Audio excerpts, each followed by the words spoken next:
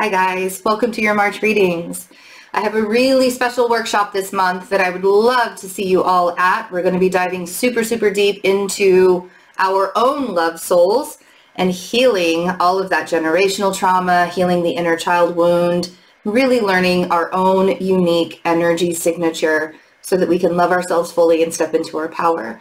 Come join me on March 21st at 3 p.m. Eastern. We also have an amazing t-shirt that you can remind yourself all the time how beautiful, fantastic you are. The Love Soul t-shirt. This is all available. You can register on my website, fearlessintuition.net. Click book a session and you can get the t-shirt also on the same website, fearlessintuition.net, in the merchandise section. I love you guys. Enjoy your reading. Bye. Hi Capricorn.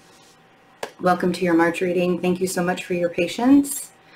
My grandmother passed away a couple of weeks ago, and so the week that I was going to be doing readings, I was traveling instead. So here we are. March, we're deep into March, we're deep into Pisces season. What I've really noticed about this season is, first of all, everything comes in the time that it's supposed to.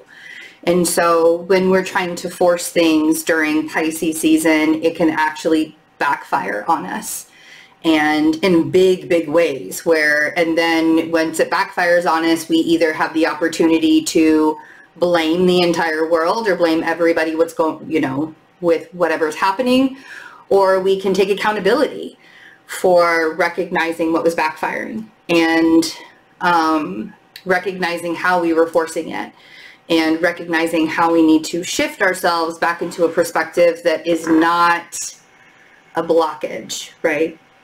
So this season, you might find yourself not being easily understood, but wanting to talk a lot as well. You might find yourself in the depths of conversations and really allowing yourself to be open and honest within these depths of conversations, and people just don't get it. And that's okay. That's absolutely okay. You guys are just really super deep right now. You guys are in a place in your life where you don't want surface level. You want to understand the depths of your emotions in a way that you've never truly understood them before. Be very careful about the arguing, especially with that water sign. Okay, so we have the 5 of Wands, we have the 9 of Pentacles, and we have the King of Cups. The fight for your independence is very valiant. I love that. I love that you guys are fighting for your independence. I love that you want to feel that kind of freedom. Being independent and abundant all on your own is always a good place to be, but fighting for it versus just allowing yourself to have it and giving permission to yourself to have it, that's going to be two different things. Fighting for it means that you've allowed somebody else to control that kind of independence, and possibly a water sign. Possibly it's a water sign that you have allowed, or even an air sign that you've allowed to have this control, maybe even out of a conversation. But I guarantee you, the more you are recognizing how you're fighting with everybody else to gain your independence right now, or to be able to gain that, like get on that abundant streak, to be able to be, show the work that you've done, embody the work that you've done, that kind of thing, that kind of energy is going to move really quickly, and not everybody's going to like it. Not everybody's going to like the fact that you want to do things on your own. Not everybody's going to like the fact that you are putting your foot down. This is where I draw the line. This is where things can no longer continue forward in the ways that they were going, because now it's time for me to be the example, and the first person I need to be the example for is myself. Because that's really all that you can do, is be the example for yourself first. So, and then we have this air sign here. So you might be having a conversation with the water sign, you might be having a conversation with the air sign, but I feel like the energy is going to be opening up once you stop trying to fight for the cause the cause being you, once you stop trying to fight for the cause and you just start being the cause, you wake up every day and you're like, nope, things are going to happen just because I exist. And I'm not going to force it. And I'm not going to create it. I'm just going to exist within it. And see how that feels. Get into your own energy for once. That's what I feel like you need to do. Instead of fighting everybody else's energy all the time, Capricorn, get into your own. Let's see what this 5 of Wands. Oh, yeah. So when you're starting to feel that the chaos starting to ensue, 5 of Wands. On the 5 of Wands, clarifying the 5 of Wands, we have the 6 of Pentacles and we have the Knight of Cups. So you have to ask yourself, the 6 of Pentacles is saying, where are you placing your energies? Are you giving your energies to people, places, and things that are giving back to you? Or are you depleting your energies and just giving it all out to people that don't necessarily want to give it back to you? Because really, it's your permission that they need to have your energy in their space. You get to decide, right? So that Knight of Cups is about giving the love back to self first. The 6 of Pentacles, this doesn't have to be a hierarchy. Nobody else is better than you when it comes to taking care of your own energy. You are the most important thing first, because if you don't take care of yourself, there's no taking care of everybody else. I know that you have found ways around that in the past. I know that you found workarounds in the past. I'll just skip this self-care because I don't have time for it. I need to go do so-and-so self-care instead, or whatever it is that so-and-so needs instead. Now it's come full circle.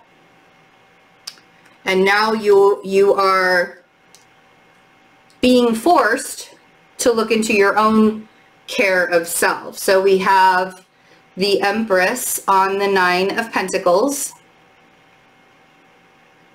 And really allowing yourself to be abundant and independent like this is, oh man, do you know how many times that I used to wish for that feeling of being like, I want to be the creator. I want to be Mother Nature. I want to be that Empress energy.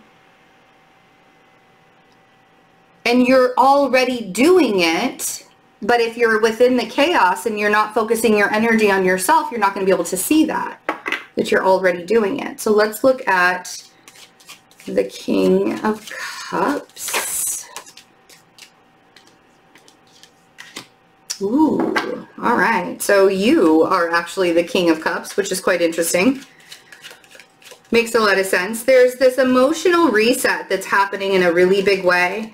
And the more open you are, and the more you surrender to the conversations, and the more you ask for help, and the more you create the energy shift for yourself, the easier it's going to be for you to move forward in a lot of different directions. So we have the Devil on the King of Cups. That is your card. The strict Devil, the lessons that we have to learn. These are some pretty emotional lessons. And the biggest thing about Pisces season, do you see where I was going with that? The biggest thing about Pisces season is remembering that this is the 12th house, and the 12th house is about the subconscious. This is the 12th house season. Okay, this Aries season coming up is the beginning of the zodiac. It's the beginning of the zodiacal year. And that's when really the pushing forward of planting new things and doing new stuff and allowing yourself to be, you know, like grow all the things, right? That's just around the corner. It's just a few days away. 11 days to be exact. 11 days away from today. Woo, that actually gave me, really that quick? Okay, all right, here we are. Don't let that concern you though. What you're tasked with this season is to not fall back into familiar patterns of doing toxic things to yourself just because it was comforting for you in the past, whatever that past looks like. you know, and recognizing how those patterns need to be healed. Those patterns need to be shifted. They need to be changed because they're not doing you any good anymore. That was for a past version of who you were. You're not that person anymore. You're moving forward. And the more you surrender, right, the Nine of Wands, the more you surrender to finding out the information when you're supposed to find out the information and not trying to force, because this Ace of Swords here, the aces we get are gifts from the universe. This ace is a gift of knowledge.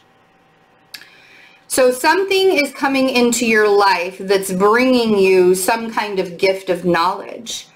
And with that Nine of Wands there, instead of forcing that and wanting to have it, reminding yourself to surrender to whatever knowledge is coming in, whatever information that is going to be coming in, surrendering to it is going to be an easier journey for you. The gift of knowledge is not a negative thing. However, you might see it as a negative thing. It might be like the gift of knowledge could be finding out a secret about somebody. The gift of knowledge could be finding out that something that was supposed to happen like tomorrow, all of a sudden you need to reschedule it or you need to redo it.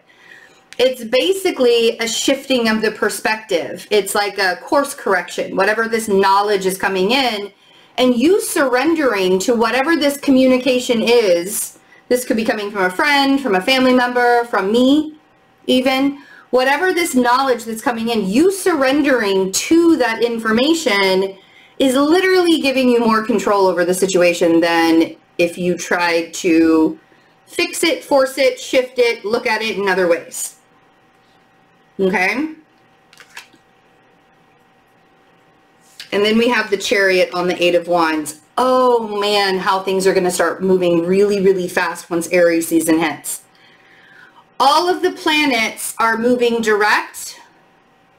Even Mercury comes out of his post-shadow period in a couple of days on Saturday. Every single planet is direct until April 27th. And that's when Pluto goes into retrograde. And Pluto is an outside planet, so that's not even going to affect us. It's still going to be moving rather quickly for a while.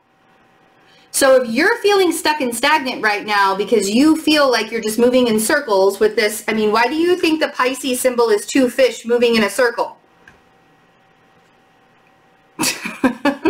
There are no coincidences. So the energy and the flow and recognizing the divine timing of things. Do you know that sitting in divine timing is the most peaceful place that you can be in? Instead of always trying to figure out what time I need to do this, what time do I need to do this, allowing yourself to wake up by your own alarm clock, allowing yourself to say, and I get it, there are people that, you know, I have a cousin, shout out to my cousin who's a Capricorn. She is a nurse, first of all. First of all, she's a nurse, and that says a lot. But she works her ass off, and she takes care of her family, and she really lives a lot of lives for everybody else. And so it's hard when you're a nurse like that and you're running a family and you've got it all, and being a Capricorn and the father of time and all of that, you know, being strict. She, you know, had to learn quickly how to be an adult because she's Capricorn, right? That's just earth signs are adults very fast in life. So divine timing can kind of be a little iffy when it comes to those sort of things. But recognizing that divine timing is about the things that you can't control. So whatever it is that you're trying to control, and it feels like there's that blockage and restriction, and you keep on hitting up a brick wall over and over and over again, and recognizing that that is telling you that that's not the direction you're supposed to be going in. That's not the way this is supposed to be working for you. That's not part of your journey. When we recognize finally that those blocks and restrictions are not part of our journey, and we pivot and we allow ourselves to relax into the energy instead of trying to force the energy, so many things come out of it, you guys. So many things come out of divine timing. And so even if you're not able to live every single day in like a free capacity, you can still recognize and see certain things. I mean, the fact that she's a nurse and that she has to have a certain schedule being a nurse, that's part of her journey. But when she, you know, when you recognize, or when she recognizes, when anybody recognizes in their journey that things outside of themselves are restricting them from going down a certain path, when you finally wake up and see that, you can go, oh wow, how many times have I forced something to work in my life that wasn't supposed to work in my life? Rejection is the utmost protection. Okay, rejection from the universe, rejection from a person, rejection from all the things, that is the utmost. Then we have the Lovers at the bottom of the deck. Okay, listen. I know that there's still some pain surrounding that air sign. I get it. Could be a Gemini energy. Could also be a Libra energy. Seeing that this was also a part of the plan and also a part of the journey, and recognizing that, as even though it's really, really painful, it happened to help you come into alignment with yourself. It's really interesting when we go through spiritual things in life, and spiritual things can be very traumatic experiences, but they wake us up. And we realize that the path that we've been on for so long was so miserable because we chose to be miserable instead of recognizing that all of these lessons and everything that we're supposed to be doing. Life isn't supposed to be easy. And if you're walking around thinking that life is so hard for you because the universe forced it to be hard for you, I guarantee you there's a super big wake-up call coming, because that's not what that's not where it's at all.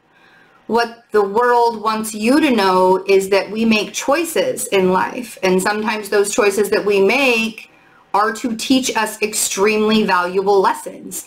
And those extremely valuable lessons are not always going to be easy, because if they were, we would never learn them. If life was easy, we would never learn anything. But also, this is not about finding peace at the end of the rainbow. This is about finding peace in your day-to-day life. And living within that kind of alignment sometimes means things have to come crumbling down first. So we have the Lovers, and then we have the Tower. Remember those people that are extremely important to you. Don't break away from those people just because you're kind of in a mood. Don't break away from those people just because. Don't be mean to the people that love you and that want to see you genuinely succeed because you're feeling a little bit out of it. Okay, that's going to be, yes, have your boundaries and allow yourself. The more boundaries that you have, the easier you're going to be able to see this shift and this leveling up, right? But having the Lovers and the Tower, all of those relationships that you have with people in your life are there for a reason. And if you're recognizing that the second that you put up boundaries with somebody, they decide that they don't like that very much, that's not your person. That is going to exactly show you who your people are and who your people aren't. The moment you start saying the word no where you used to say yes, and people are like, excuse me, you're saying no to me? And you're like, yep, I said the word no. And they decide they didn't like that so much, that's not your person, that's not your tribe, that's not your group, right? So the Seven of Wands is about putting up boundaries. And the moment that you put up your boundaries and you say, listen, I'm here to live my life to the best of my abilities and be the best version of myself every day. And if you don't like that, I don't know what to tell you. I don't know what to do for you. People will start to fall off when you are giving your own testimony, having faith in yourself. I am not here to tell you to believe in any one thing except for yourself. That doesn't mean that we forget about everybody else. It doesn't mean that we stop caring about everybody else. But I think it becomes very unacceptable when we sabotage our own journey for the betterment of somebody else's journey. They're not sabotaging their journey for you. So this spiritual leveling up that you're doing right now, and it also feels like you might even be leveling up in a relationship too. You might have a more serious commitment coming within a relationship as well. Could even be with the Taurus, or even a Scorpio energy too. But this leveling up, this shift that you're going through and spiritual leveling up that you're going through is something that is going to play out for the rest of the year. It's just starting to show up in Pisces season, and it might knock you off balance a little bit, and that's okay. Sometimes we need to, and I'm saying might, but it probably will. Chances are really good that it's going to knock you off balance, but it's a course correction. The Tower is all about course correction. The Tower is all about bringing you into alignment with your journey. And there's some pretty big shifts that are going to help you do that. All right, my loves.